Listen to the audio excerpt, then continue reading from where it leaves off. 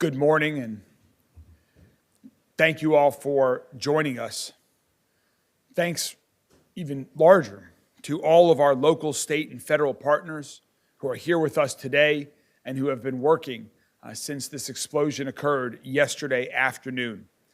I went to the scene yesterday afternoon and saw all of our amazing first responders and partner agencies working hard, working together, risking their lives to ensure that the scene was safe, that we rescued as many individuals as possible so that everyone who was impacted was safe and would be protected.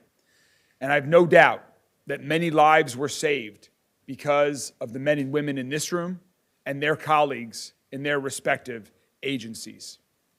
However, it saddens me to report that we received word late yesterday that there are 2 victims who have passed away as a result of this explosion.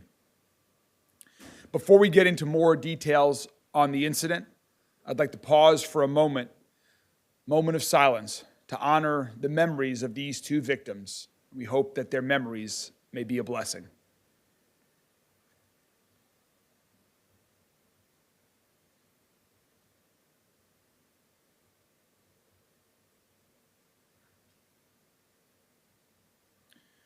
Thank you very much. And I want the families of the 2 victims to know that the hearts of all Louisvillians are with them. We will be here to support them, to keep them strong during this difficult time as they face challenges in the days, weeks, and months ahead. I know that there have been some reports about one of the victims' names. The families of both of the victims have asked at this time to please respect their privacy. And so we are encouraging the media to comply with the victims' families' wishes at this time. This is an incredibly sad and tragic incident. These 2 individuals who have passed went to their job in an ordinary day to provide for their family when the unthinkable happened. The first victim who passed away was transported to U of L Hospital and died as a result of the injuries sustained in the blast. The second victim was found in the rubble late last night as Louisville firefighters went back into the building late last night to confirm that everyone had been accounted for. Initially, we'd all been told that at the scene by the business, that all of the employees were accounted for. Tragically, that was not the case. The Louisville Fire Department is taking the lead, as they have since yesterday, and so to share more information about what unfolded yesterday and what's going on at the scene right now, I'd like to first introduce Chief Brian O'Neill from the Louisville Fire Department. Chief O'Neill. Thank you, Mr. Mayor. So 3 o'clock yesterday afternoon, we started getting multiple 911 calls about an explosion. Firefighters responded to the scene swiftly. We had companies on the scene within about 3.5 minutes. They found an area that had obviously dealt with a tremendous explosion. This was a business that is known to us. Our companies do a very good job of inspecting their first alarm area. They know what's out there. So we knew right away that we were dealing not only with a fire, but also a structural collapse and also a hazardous materials incident. These are 3 disciplines that we all train in, so they were prepared to handle that, but you need to understand that it makes things extraordinarily difficult. We got extra companies to the scene swiftly. The first companies that arrived made a very aggressive interior attack, not only to extinguish the fire, but to search for victims. They assisted several victims with evacuation, and we found 1 victim that was partially buried. They got in there, took tremendous risk to get to him and get him out. As the mayor mentioned, we did end up having a second victim, so you need to understand that despite any reports that we have, if our firefighters respond to a vacant and abandoned structure, they treat it as if it is occupied and they search everywhere they need to search. And that's what our firefighters did in this business yesterday. And they continued to search everywhere that was possibly tenable. We're dealing now with an unstable building that has partially collapsed and could collapse further. And we're dealing with an unknown at the time of hazardous materials release possibly. But our firefighters are still going to take that risk and search throughout that building. They searched everywhere that they safely could and did not find anything. As the time went on and we secured the area, it was made evident to us that there was another person that was not found. So our firefighters got back in there, searched into an area into the center of the rubble, found where he was located. Our structural collapse technicians came back out. This is a discipline that has to move very slowly because of the potential for a secondary collapse. They set up shoring and everything to take care of that, and it took several hours to finally get to the victim and dig them out, but we want to make sure that that family has closure and that we have respect for those that we've lost. It was about a little after midnight last night that they got them out.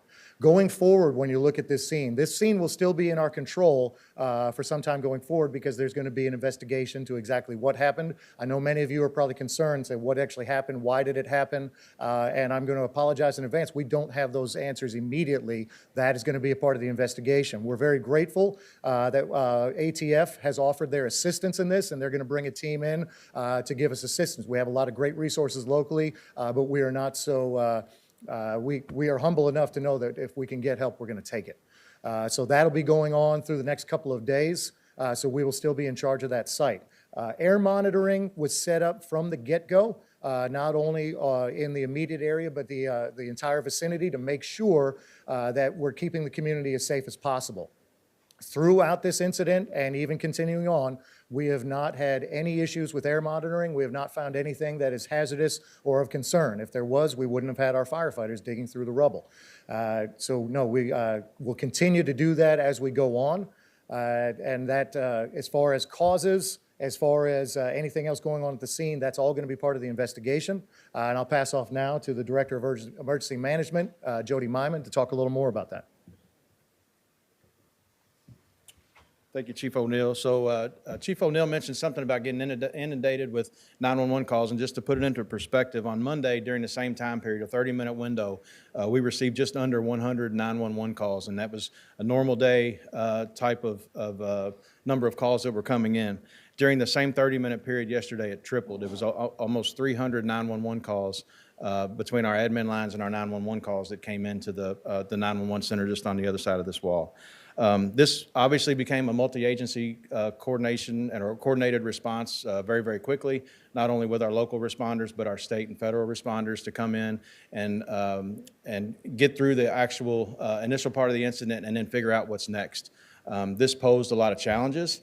The initial response, they had to avoid debris that was in the road, that was in the neighborhood. You had neighbors that were coming out wondering obviously what was going on, confronting the first responders about potential damage that they had with their dwellings. We had a massive amount of power outages. I can't thank our local utility partners, MSD, the water company, and LG&E for all their partnership and their work yesterday. We've been notified this morning that all power has been restored except for the site itself. But again, this posed a lot of challenges. Just getting into the scene with the narrow access of the roadway, with the number of fire apparatus, EMS, police, and all the other responders that were getting in there. So this posed, again, a lot of challenges to all the first responders. We did identify this morning, we initiated a shelter in place. We did knock on doors. We only evacuated about a 1.5 block area to the people that were directly involved, and it was mainly because they couldn't shelter in place because their windows were broken out due to the explosion. So the firefighters, some of the firefighters that weren't assigned inside the building knocked on doors. We got the people that needed to get out of the area to a certain location where they were safe. We did identify that we did have an issue with our lens alert system. It did go out to social media, and it did go out to anyone that's subscribed to the Smart 911 app. But there was what we're leaning towards a human error on the text and emails, and we're looking into that internally here at MetroSafe. Thanks, Jody. Thanks for your and your team's response, along with all the other agencies that are here with us today. In addition to government agencies, when incidents like this occur, there are many other organizations that also play a key role in saving lives and responding to the emergency. And one of our great partners that we are so fortunate to have here in Louisville is U of L Hospital and U of L Healthcare. 12 victims were transported to several local hospitals yesterday. And so I want to thank all of the doctors, the nurses, all of the medical staff that treated these individuals. There is no doubt that between the work of Louisville Fire Department and all of these medical professionals, that lives were definitely saved yesterday. The most seriously injured at the scene were transported to U of L Hospital, our regional trauma center, who does incredible work every day of the year to keep people alive and keep people safe. So for an update from U of L Healthcare, I'd like to welcome Dr. Jason Smith, who runs their trauma center there at U of L Hospital. Dr. Smith? Thank you, Mayor.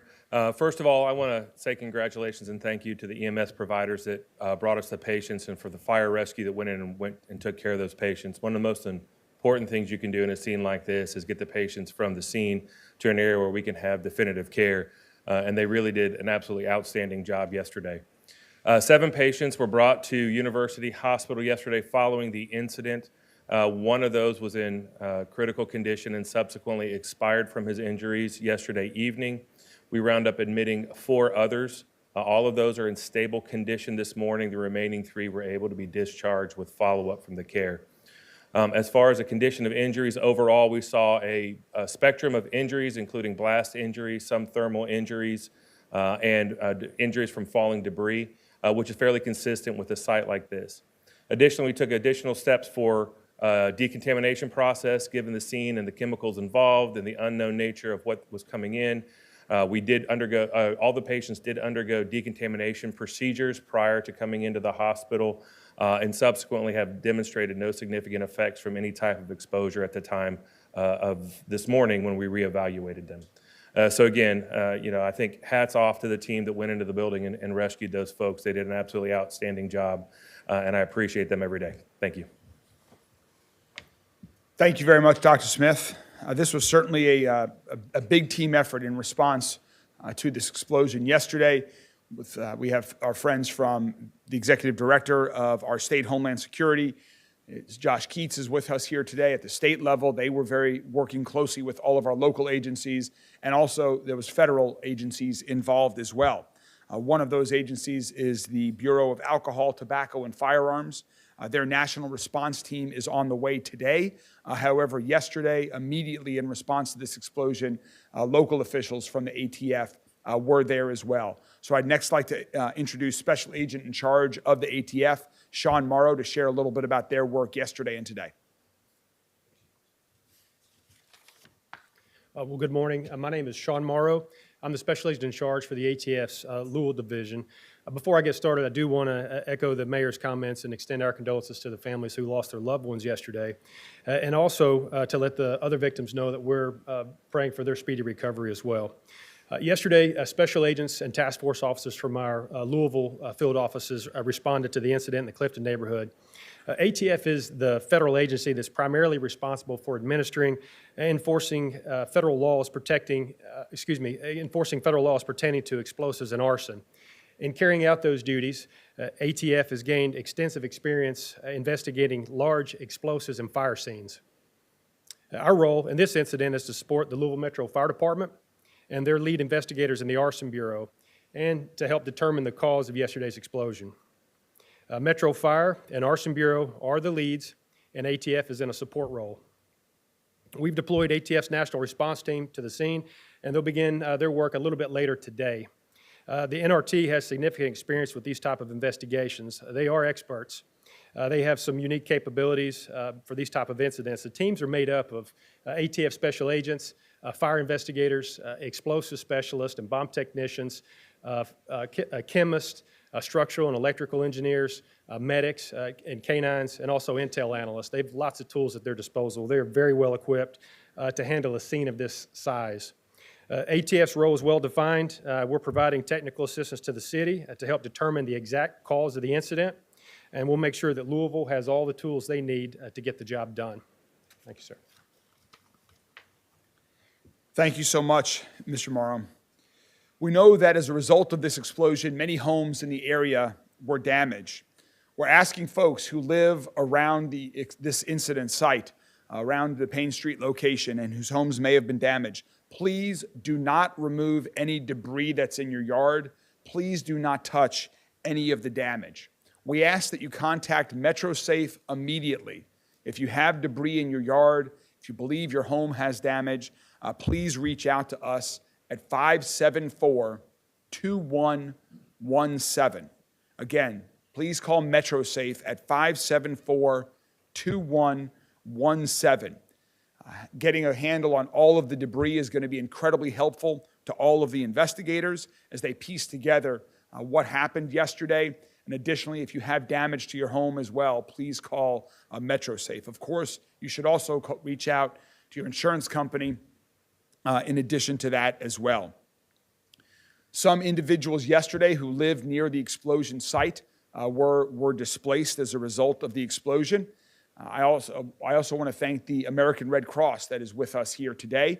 They were at the hospital yesterday with some of the victims and their families to provide resources to them as they do after disasters such as this. We are incredibly fortunate to have such a strong organization like the American Red Cross here in our city to support individuals who are impacted in times of crisis like this.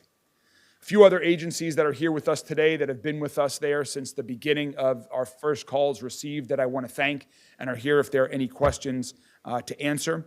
I want to thank LMPD.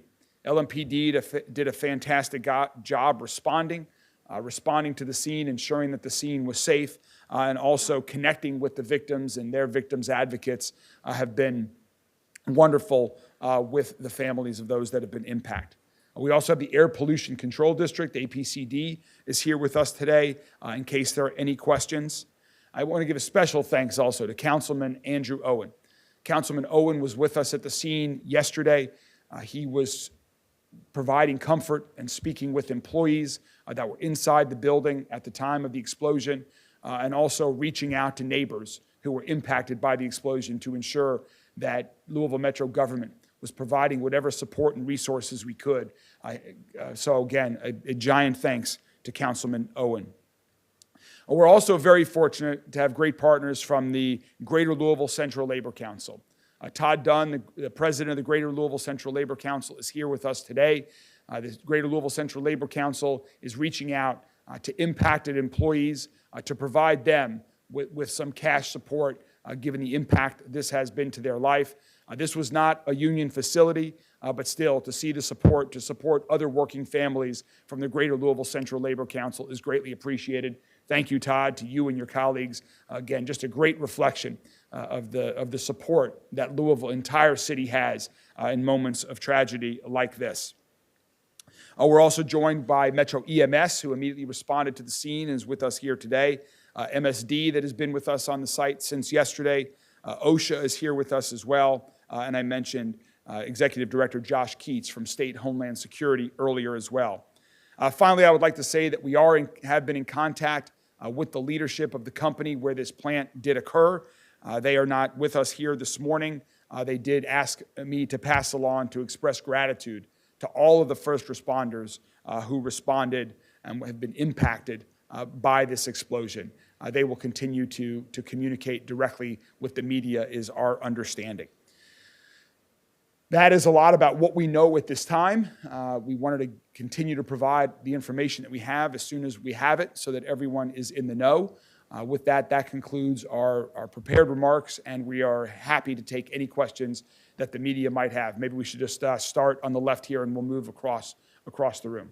Paul? Who's the lead investigator? Is it Louisville Fire? Yes. Chief, Yes. based on the damage, how confident are you you'll be able to find and determine the cause of this? When you're dealing with a large explosion like this and such a massive amount of destruction, it's going to be difficult. But again, our people are experts in this. We have the assistance of the ATF, and we have, what you're basically trying to do is to reconstruct that as best you can.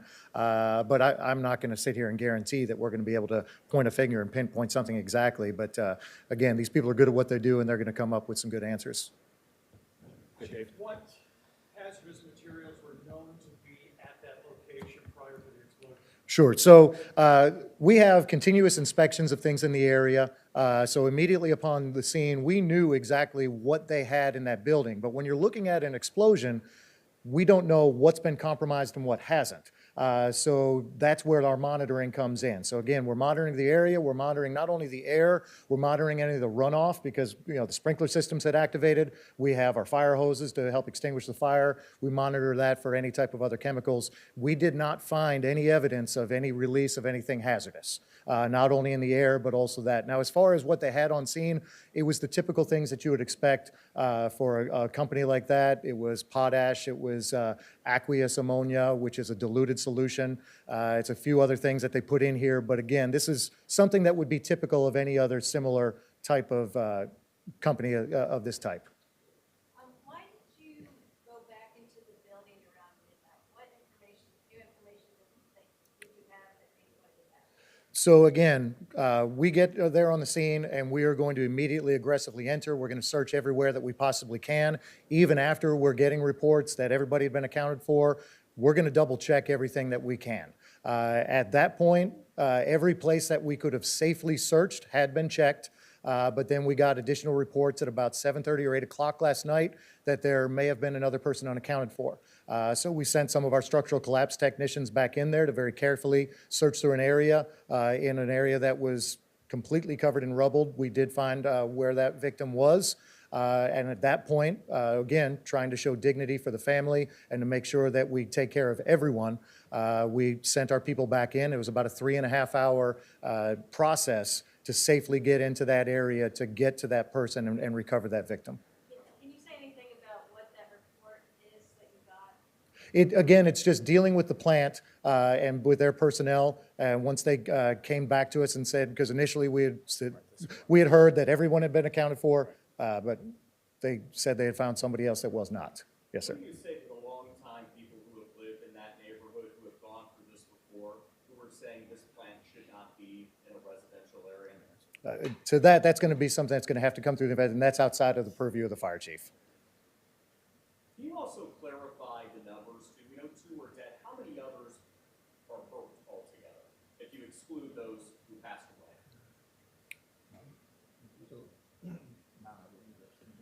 9 others. 9 others, 2 dead, 9 hurt, correct? Okay. I'm going to say one. Yeah. 12 transported. 12. So 10. Yeah. 12 transported, 2 victims were deceased.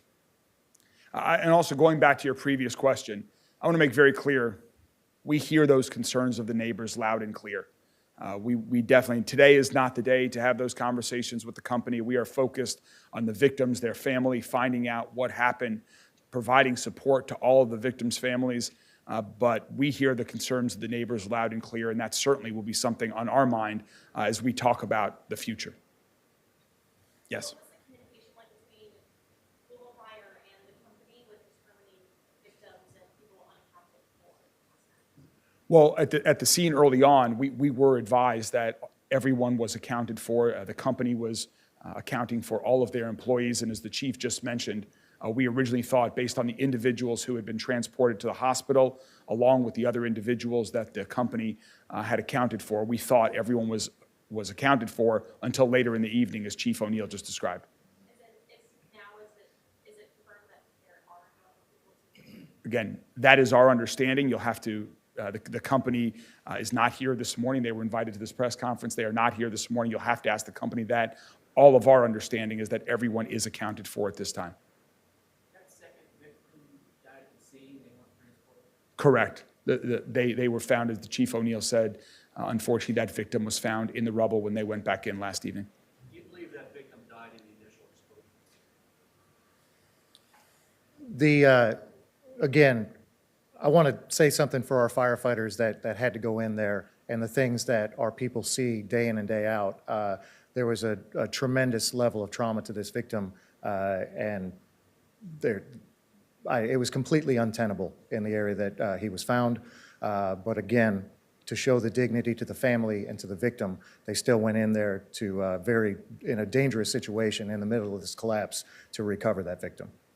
Do you know how many structures at homes and businesses are damaged from the explosion? So we don't have a count on that. Certainly, if people live in that area, we encourage them, get in touch with your insurance company to do investigations on that. The insurance experts are going to be able to assist with that process. I know the investigation is still ongoing, still in the very activity? So as we mentioned earlier, ATF's deploying a national response team. Part of their response is to help Louisville Metro Fire determine the actual cause. But we have had an opportunity to speak with some of the plant employees that were there, witnesses in the neighborhood, and also it's been broadcast, there is some surveillance video of the actual explosion. And so we don't have any reason to believe at this moment that there's any type of nefarious activity. But again, we want to make sure that we have a thorough investigation and we'll find out what the actual cause was. There was an order after the last explosion 20 years ago to rebuild in a certain way. Did that happen? And did this explosion happen in the old part of the building or the new part of the building? So secondary to that 2003 event, that dealt with a solid anhydrous ammonia that is no longer on site. That was not dealt with here. The only thing we can speak to that is that our inspections of that plant over the past several years showed no other issues. As far as the location, I'd have to go back and double check and see the exact locations. Some of the people yesterday near the scene, reporters and also people who live in the area, described a smell and a taste almost when they were there. What was that exactly, and could that be dangerous to the people who experienced that? Yeah, I mean, some of that was just the byproducts of combustion, the fire, and most, if not all, of that in the neighborhood went away once that fire was extinguished a very short time after the fire department arrived on site. We did have a fire that was determined a little bit later that ended up just being some grass, where some electrical wires caught some grass on fire that hadn't been de-energized yet, and that was going through the air as well. But, like I said, they had air monitors out, and when we talk about air monitoring, it's not, we've got a very sophisticated system in Jefferson County when it comes to air monitoring. You don't have to necessarily hold an air monitor and a human being walk that through the neighborhood. We can put what's called an area array that the Louisville Metro Health Department as well as the Louisville Fire Department has, where we can put those out strategically in the neighborhood, and we can monitor that back at the command post. So we're monitoring it real time. We don't have to continuously send teams out at various times, and nothing's missed in between those times. So, like I said, between the several agencies throughout Jefferson County, we've got a very sophisticated air monitoring system. So the people who experienced that should not feel concerned? No, not at this time. All right, thank you all very much. Thank you all very much. We'll continue to keep you up to date if there's additional information to provide. Thank you.